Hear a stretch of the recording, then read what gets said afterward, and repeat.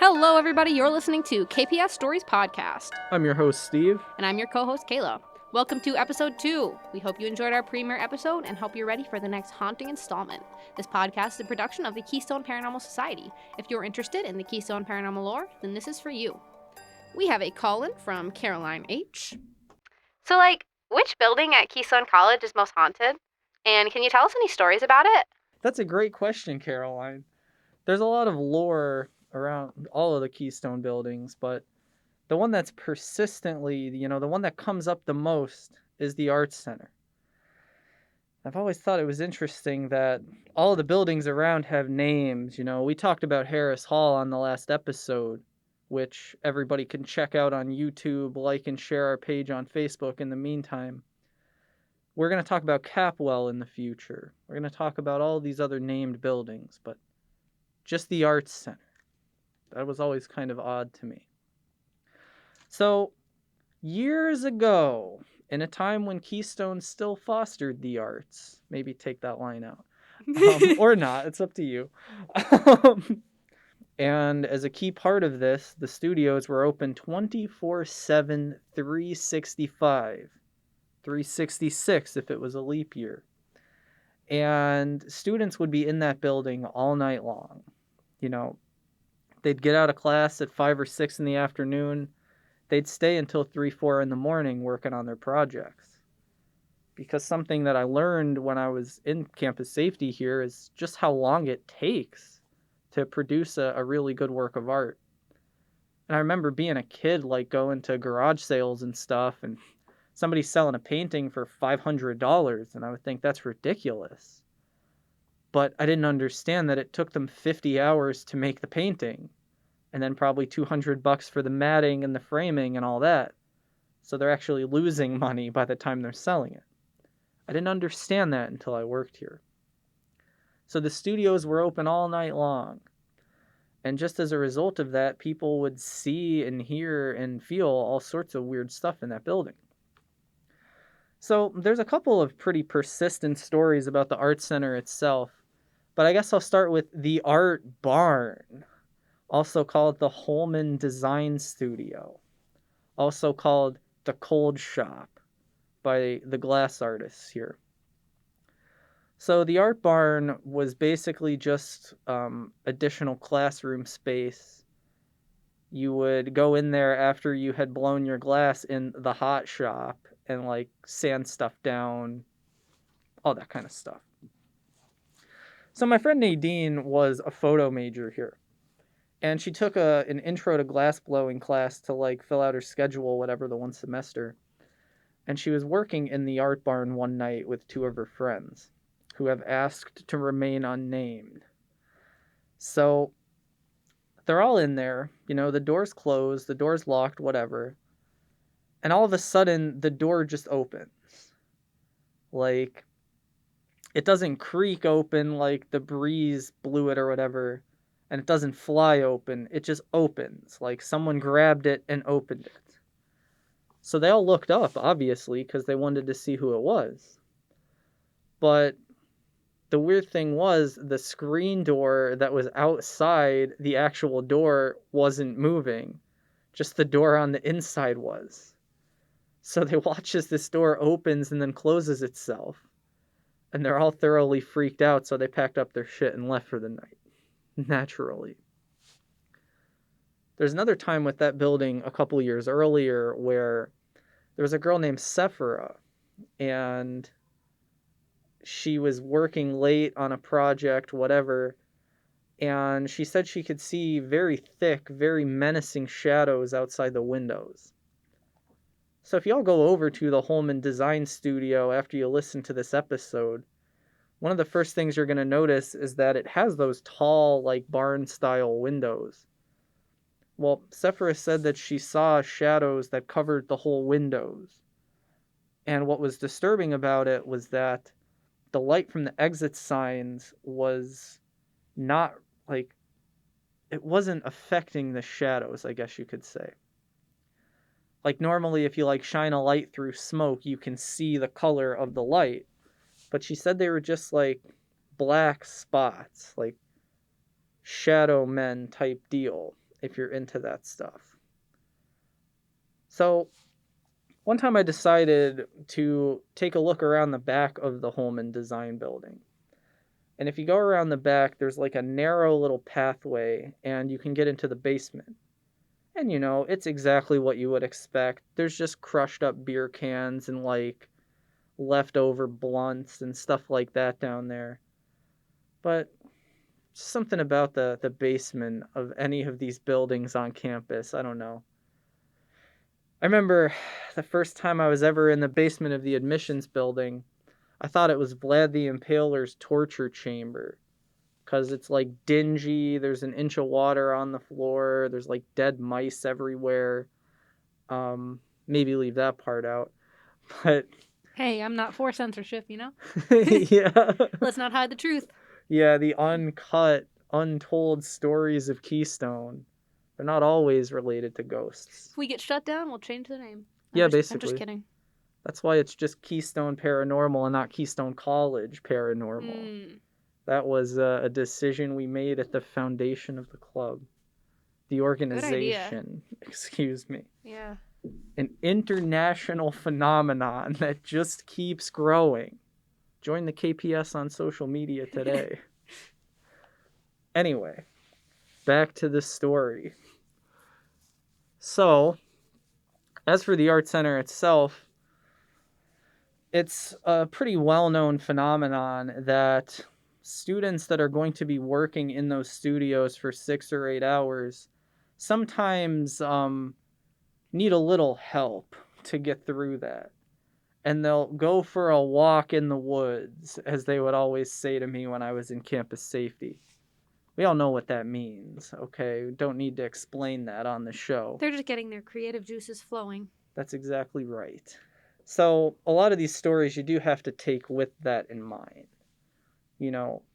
Somebody might not be in the right state when some of these things happen. That being said, I think a lot of it, there's more to it than just someone being under the influence, if you will. So, the classic art center story is that there are 3 ghosts in the building. The one that you hear all the time is the little Indian girl. Everybody claims to have seen this.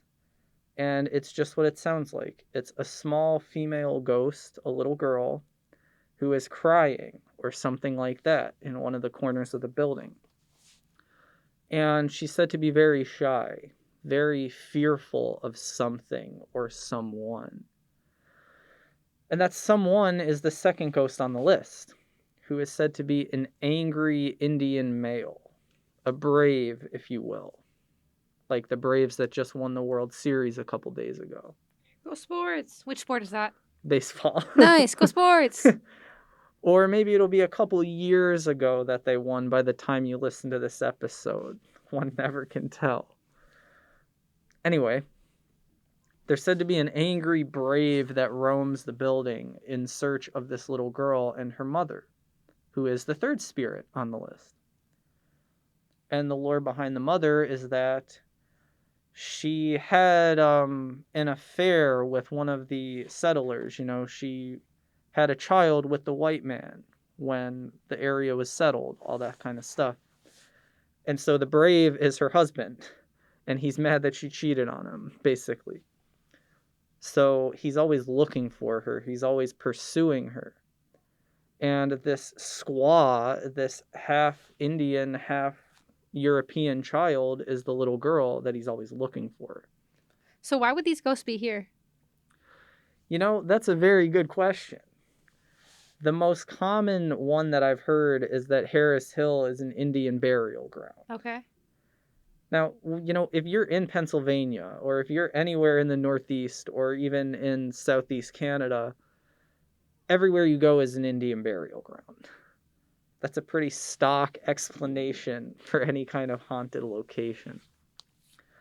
But there's lots of lore about Keystone being built over some kind of Indian village, Indian burial ground, anything like that. And those spirits sometimes get stuck to a place and linger and they're there for however long. This is kind of what we would call a residual haunting, where energy is left in a place when something happens. Like, if I killed Kayla right now, there would be energy in the studio, and it would be haunted by the trauma that occurred here. And I'd only play pop punk on the radio station for the rest of its existence. So maybe that's scary to some people. I mean, I hit my emo phase at 24, so... I hit mine a little late, too. It's not a phase, as the saying goes. We're forever sending you back to 2006. So, like, there's the traumatic incident. Like, I kill Kayla in a very vicious manner. Maybe 10 years from now, somebody is sitting in the studio late one night and they hear sounds of the struggle. Or they smell whatever you would smell. I don't know. Probably marijuana. Yeah, I mean, that's probably what fuels a lot of the Keystone ghost stories, admittedly. Anyway, if you can leave psychic impressions or psychic traces in a place that people just kind of see and experience later on, this is a residual haunting. This is different than an intelligent haunting, which is what I'm going to talk about momentarily. In an intelligent haunting, a spirit is present in a location and is able to communicate with you and is able to do stuff. So, like, when you watch the Discovery Channel, or, excuse me, it's all on Discovery Plus now, you have to pay for it, where you watch these ghost shows where, like, the person is talking and saying, like, "Are you here right now?" And then, like, the cameraman taps on the door or whatever, and everybody freaks out. This is an intelligent haunting. This is a spirit that is actively present. It's not just a memory that got left behind.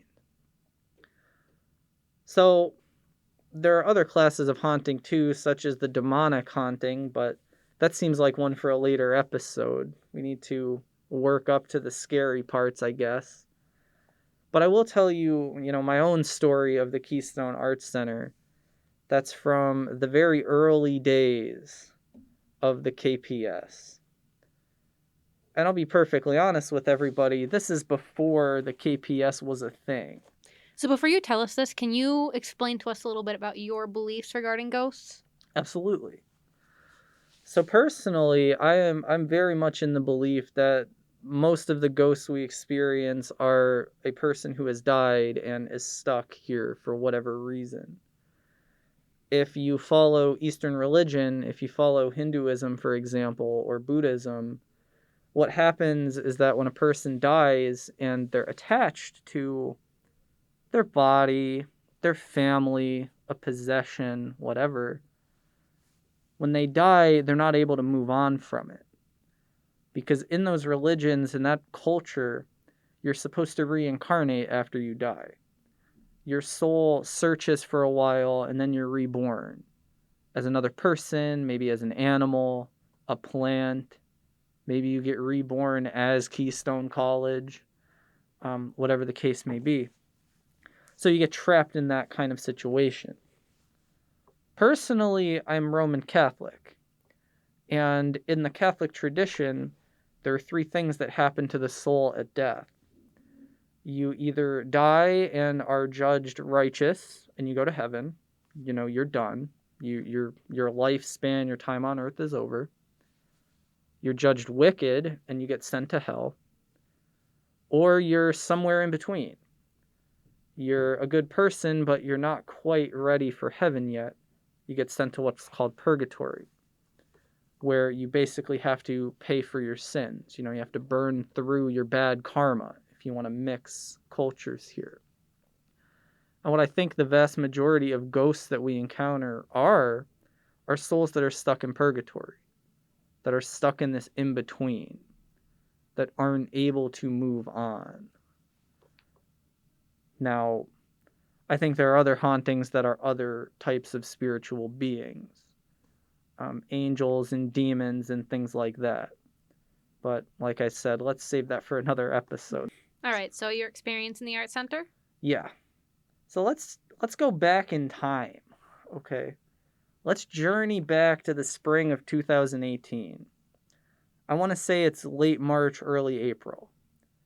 I could look through my Facebook messages and find the date because, we were setting this up. We were talking about it for a while going into it. There was no KPS yet. It was just Steve, who was a security guard at the college, and a couple of my friends that like to talk about ghosts. And one of my friends always joked when I started the KPS, you shouldn't pretend that it's anything else, just call it Scareski's Ghost Club. And we've thought about reverting to that as membership has gone up and down over the last few years. So let's set the scene. Here we are. It's a chilly spring night. It's me and my coworkers in campus safety. They've asked to not be named, so we're going to call them DJ and Jared. Okay. Me, DJ, and Jared are sitting in the butt hut outside the cafeteria. The smoking gazebo, if you will. And DJ was the only one out of us that smoked, but we liked to see what kinds of people would come around. And we'd just talk. And that's how we'd spend a lot of time. Stop for 10, 15 minutes. Stop for an hour and a half, 2 hours, as the case may be. When nothing's going on, when there's no crisis in progress on campus, sometimes we would just try to get to know the people. We always talk about the community and the Keystone family, and that shit sounds real nice on brochures. But when you can actually get to know the people, then it's great. Well, one night the topic of ghosts came up, as it always seems to. And we're all sitting there talking about Keystone being haunted. And there are these two girls there. Their names are Alex and Jess. I'd known Jess for years at this point. She was one of the first people I met when I started in security in 2015. She was a freshman in Moffett at the time, and now she's like a senior getting ready to graduate in 3 weeks. And we had talked about ghosts many times. She said that she had some sensitivities or psychic abilities, that kind of thing. I'm highly skeptical of those things. I think that psychics are absolutely real. I just think that 99.9% of people that claim to be are full of shit.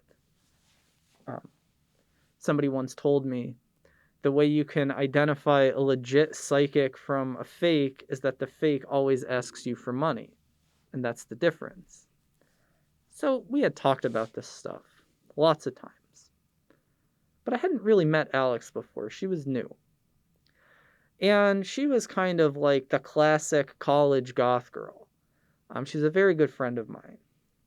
And she was there with her girlfriend Shannon, who said maybe 3 words in the 4 or 5 times that we hung out together. She was very quiet. She was just kind of there. Okay. So, there's another guy there named John. And there were a few other people. There's a guy named Liam there. I'm just throwing out random first names. Except for the people that were there. Then you know who I'm talking about. Somewhat anonymity, somewhat not. You know. So we're all sitting there. Liam's telling ghost stories about seeing a lady in white on campus. And Jess is talking about Moffett being haunted. All these stories are going on. And Alex is like, well, I'm really curious now. Because when I was a little kid, I used to see a ghost in my house.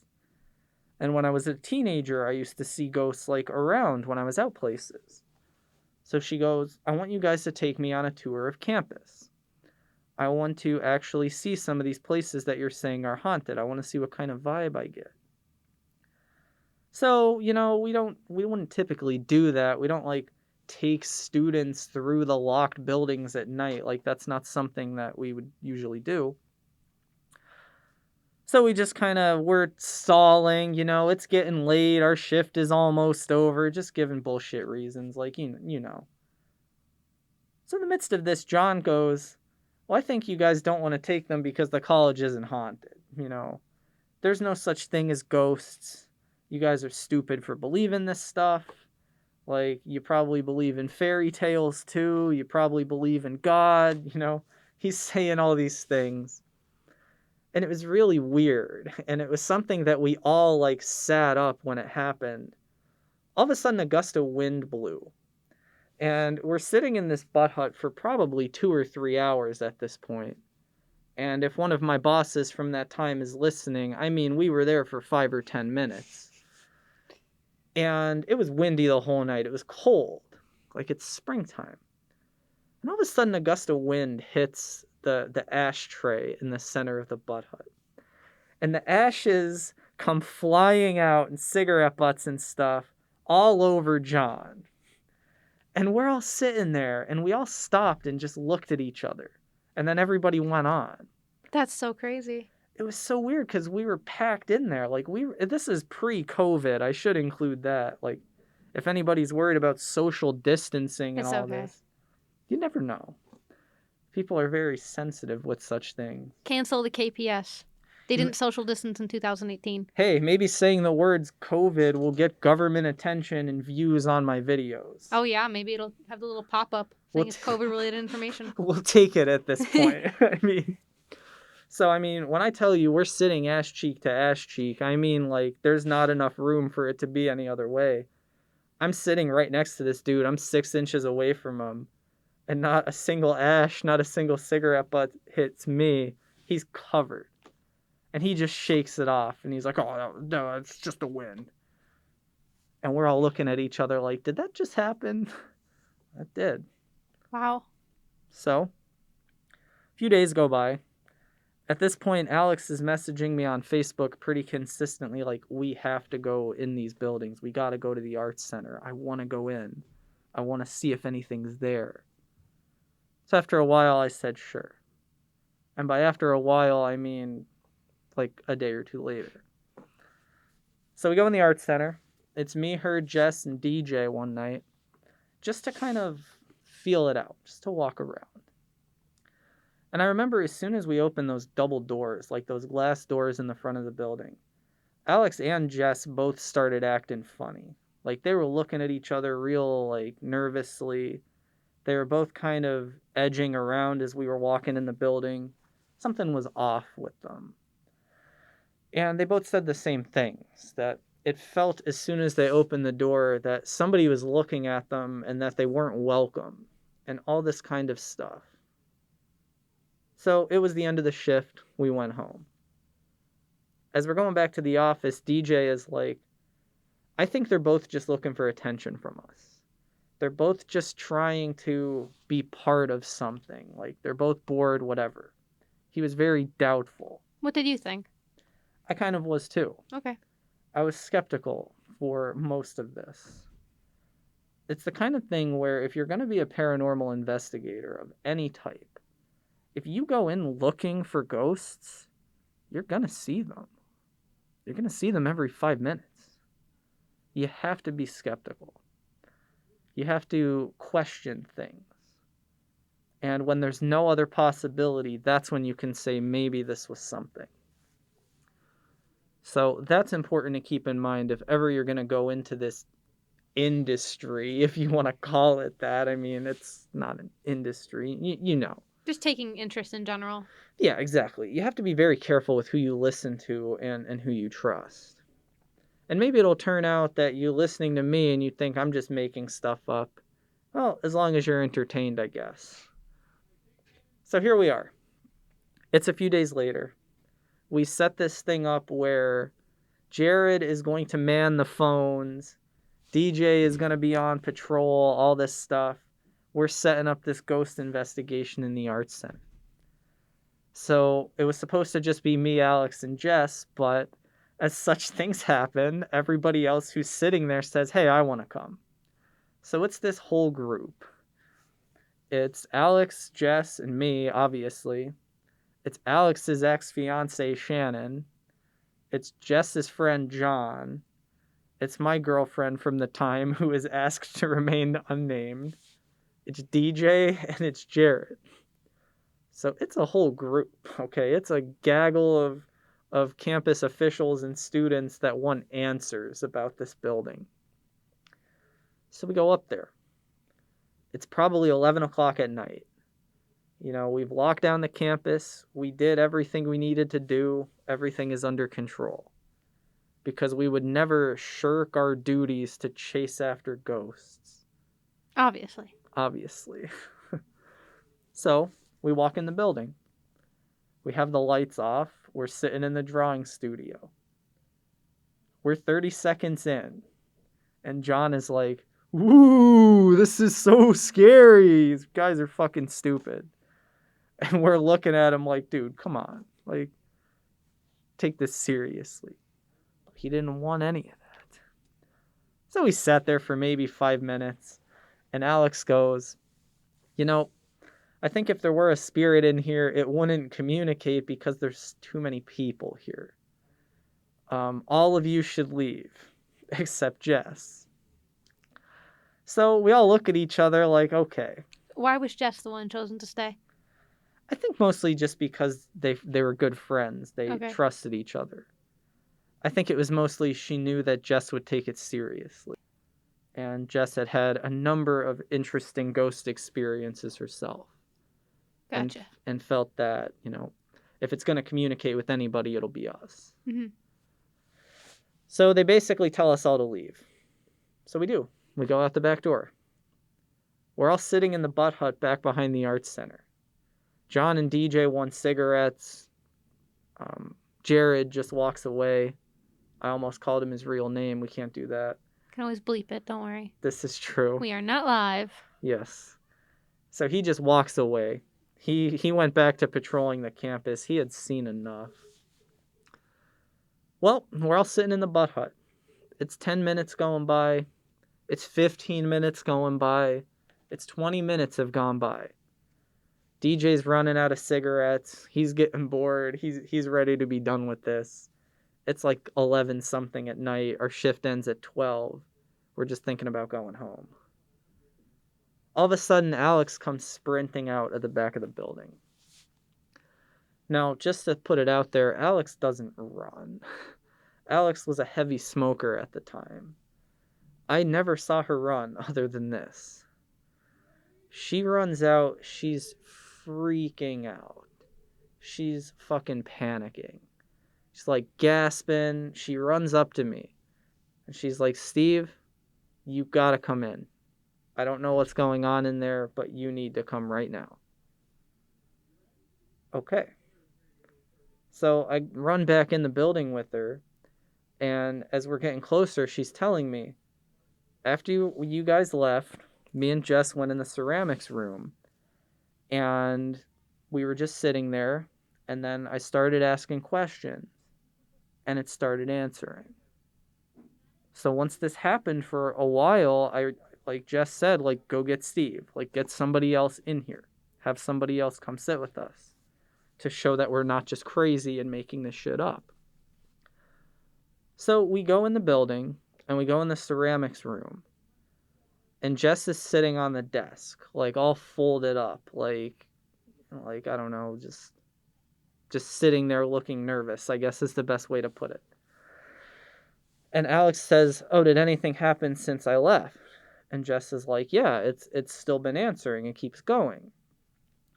So they explained to me that they've been doing the thing that you see in the ghost shows, where you ask a question, and you say, make 1 sound for yes, make 2 for no. Pretty standard ghost protocol if you watch shows. Because the lore behind it is kind of like, the spirit needs energy to manifest, to make any noise, to make any apparition. I guess it doesn't have enough to just speak most of the time. The mechanics of that are veiled in mystery to me. I'm not going to pretend I understand how that works. Nobody does. If anybody tells you they're a paranormal expert, that's how you automatically know they are not. There's no such thing as an expert in things that no one can explain. Theorists? Yeah, absolutely. Expert? No. It's like the time I was on the internet, I was looking for something Bigfoot related, when an advertisement for a PhD in demonology came up through an online institution I had never heard of. And that's the story of Steve's next semester. Yeah, right? That seems like a good way to lose my credit card information. So I walk in the room, and Alex is freaking out, and Jess is freaking out. So needless to say, I start freaking out. I start shaking, and I could feel myself just like quivering. Every hair standing on end kind of deal. And I have long hair, so that's a lot of hair. We're standing there, and Alex is like, okay, we'll sit down, come sit on one of the desks with us, and we'll start asking questions again. So a couple minutes go by, and nothing happens. And I'm starting to think, maybe DJ's right. Maybe they're just making this up. They just want to be like, talk about their cool psychic powers. Like when we eventually talk about the first ever KPS investigation of campus, that might come up because that was a little thing that happened that night. We're sitting there for a couple minutes, and all of a sudden Alex asks it a question, and there's just a loud, really distinct creak from the floor upstairs. Just to give you all some background, the floor of the Arts Center is wooden planks.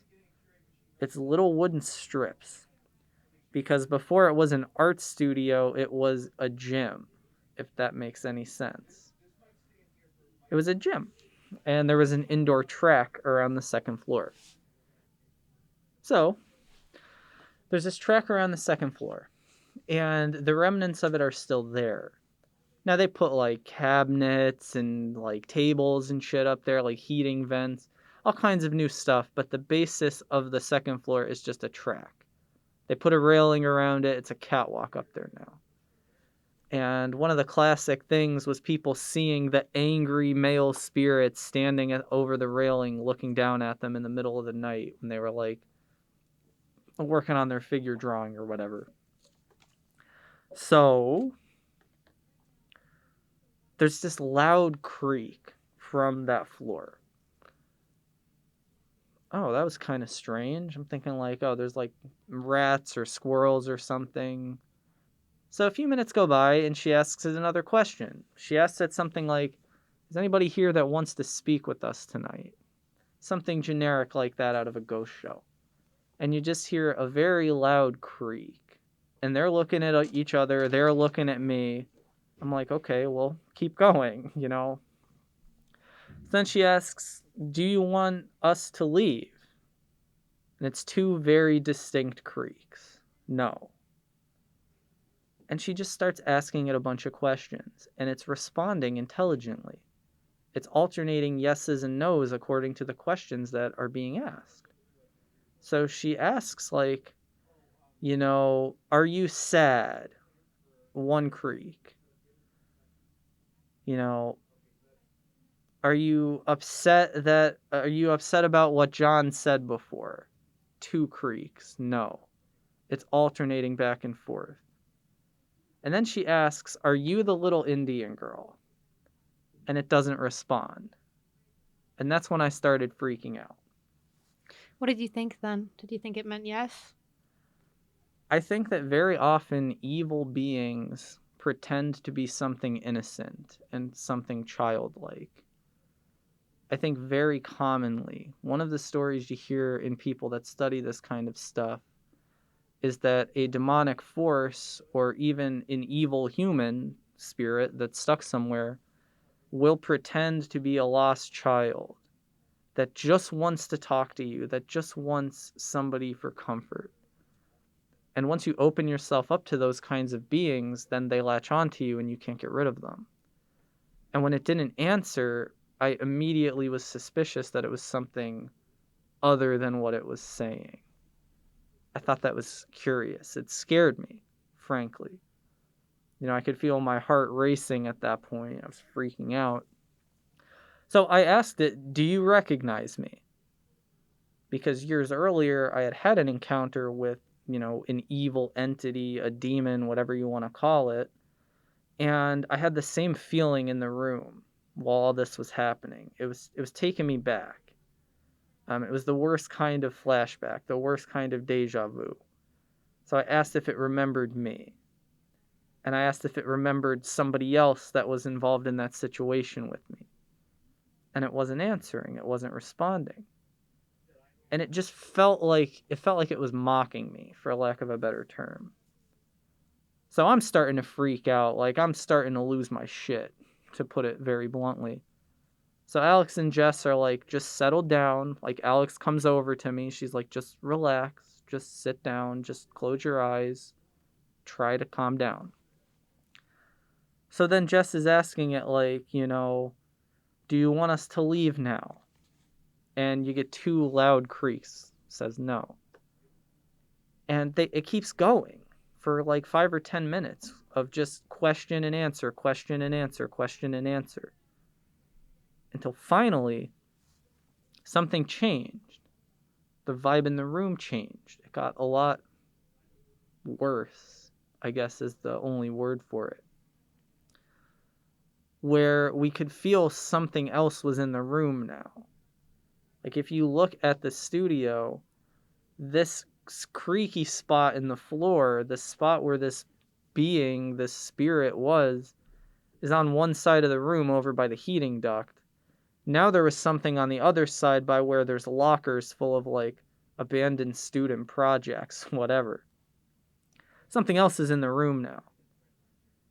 And we heard whatever this first thing was move, because it was in a spot, and we heard it like retreat into a corner of the room when this other entity came in. And Alex asks like, are you scared? And there's no response. There's no answer. But after a couple minutes, we saw it moving again. It was like a shadow. I don't really know how to describe it. There was a spot where it was darker than the rest of the room. And we watched it go from the corner where it was into another little corner. And when it was in this new spot, it started to creak. It started to answer again. And Alex asks, are you scared? And it says yes. And she asks, is it because of the other person that just came into the room? And it says yes. And then she asks, should we leave? And it says no. And then she asks, does the other person in the room want us to leave? And it says yes. So at that point, I'm looking at Alex and Jess like I'm losing my shit at this point. Like, I'm freaking out. And we decide, okay, we're going to leave. Largely because my shift was almost over. And also because we were all freaked out at this point. So Alex says, like, okay, we're going to leave now, whatever. We're getting ready to leave, and all of a sudden, Jess is sitting there, and her necklace is, like, sitting in her lap. And she's like, what the fuck? And we look at her, and she says, I don't know what just happened, but my necklace just snapped, and now it's broken. Something just broke it. Something grabbed it and broke it. So we took that as a pretty clear sign that we were supposed to leave. So we did. Now, what ended up happening, Alex kept pestering me about it afterward. She kept saying, like, Steve, we have to go back. We need to go in there another night. We need to talk to that thing again. We need answers. So, did you go back? Of course we did. Jess, on the other hand, didn't really say much about it. I continued to see her most days. We would talk about everything else. And what was very weird, and what really, fucked with me when she said it years later, it wouldn't be until 3 years later that the three of us sat down and talked about this again. And it was at a KPS meeting in the spring, where we hadn't seen each other in a long time. I'd stayed friends with them individually, but I guess they hadn't talked since that night, and we never sat down and relived it. So we have like a video about it on our YouTube channel, but the actual part where we sat and talked about it and kind of like relived it was not recorded. Because that's not something, there's certain things you're willing to talk about to others and things that you want to keep between yourselves. And so it was with this. But Alex wanted to go back. So a few weeks later, right before she graduated, I went back in there. And it was me and my girlfriend and Alex and Shannon again. So we're standing in the doorway of the Arts Center late on a Saturday night. Everybody had gone home. Like, there's no one around. It's pretty much just us. And we're standing in the doorway, and Alex says, I'm going to do the same thing. I'm going to go in the room, and I'm going to start asking questions. So she goes in the room, and nothing's really happening. It's really, really tense in the room. Like, if you ever hear people talk about a palpable darkness or a tension that you can feel, an electricity when you walk in the room, it's all there just like how it's described. But nothing's happening. Nothing's answering, nothing's responding, whatever. So she starts getting aggressive. She's like, oh, if you're fucking there, give us some kind of sign. Like, she's getting mad. And this goes on for a little bit. And finally, she's like, is anybody here or not? And when she said this, from where I was standing in the front entryway, I heard footsteps coming down the hallway in the Arts Center there. There's like a round little hallway on the way to the bathrooms. Heard very clear footsteps running. It sounded like a little kid running. And it passed by me, and I just felt the cold breeze like pass over me. And then whatever it was bumped on the hinge of the door, and it made a really loud pop as it passed. And that's how I know I wasn't just hallucinating or imagining it. And it went in the room, and then Alex kept asking questions, but it didn't respond. But I went in the room to, like, see what was up, and it was so heavy. I don't know. It's really hard to explain what it felt like. I definitely know what you mean, like the tension in the air. It was electric. That's the only word I have for it. It was just so heavy, and something was there. It just wasn't directly responding to her that time. So after that, I kind of took everything that they told me about psychic impressions and all that stuff. I took them a little bit more seriously. And now I would trust them with anything. So what do you think is going on in that building? Well, I don't think that there is a little Indian girl and her mom or any of that kind of stuff. I do think that evil beings try to take other forms. Because if something sinister, if something evil comes to you as it is, then you'll reject it. You'll turn it away. You wouldn't give it the time of day. But if it comes to you as a mother who is in need of help, or somebody that's been wronged, somebody that's suffered something, if it pretends to be something else to get your attention and captivate you, because what those evil things ultimately try to do is get you to give them access into your life. So it's one of the reasons why we always talk about the Ouija board with such fear and dread. The concept of it is, when you willingly open yourself to communicate with something else, you never really know what that something else is or what it's looking to gain from this interaction. You have to be extremely careful with those things. And most of the time, you might play a game like that at a party with your friends and nothing happens. But once in a while, if something does happen, you want to be very cautious. So as far as the art building, I think there are a lot of ghosts at Keystone. I wouldn't be doing this if I didn't think there were. And as far as the ones in there, I don't really know.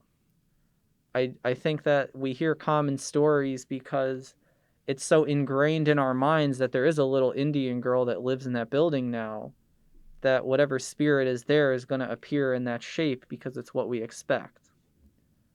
If I told you all that there was the spirit of a fat man with a flowing beard and long black hair who always wore a red tuxedo, whatever entity is in that place would appear in that form because it knew that's what you expected.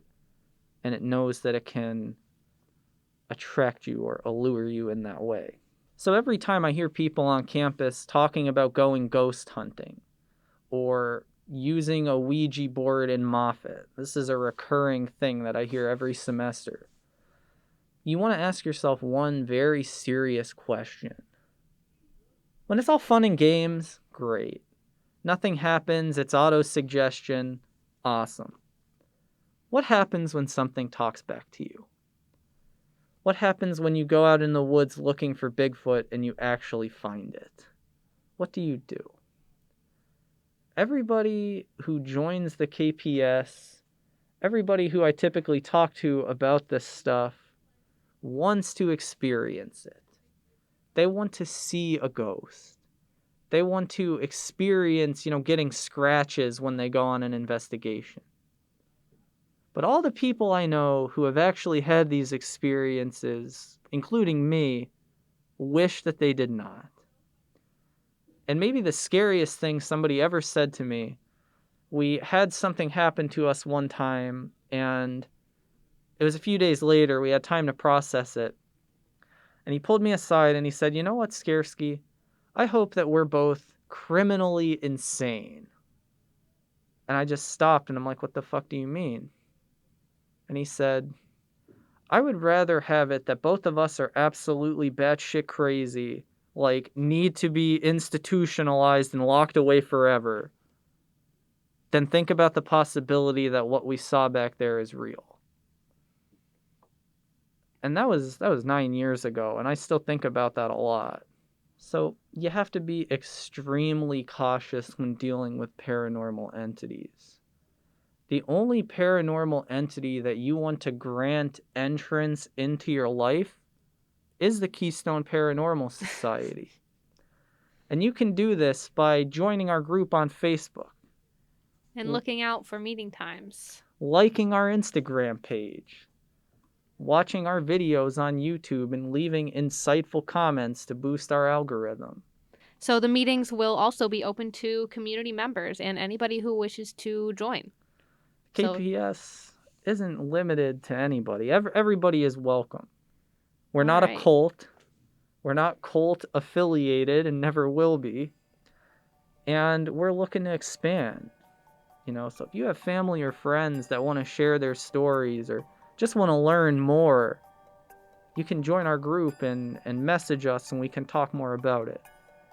So comment down below if you've had any experiences in the art building. And thank you guys for listening. We'll catch you next week. This has been the Keystone Paranormal Stories podcast. Catch you next time.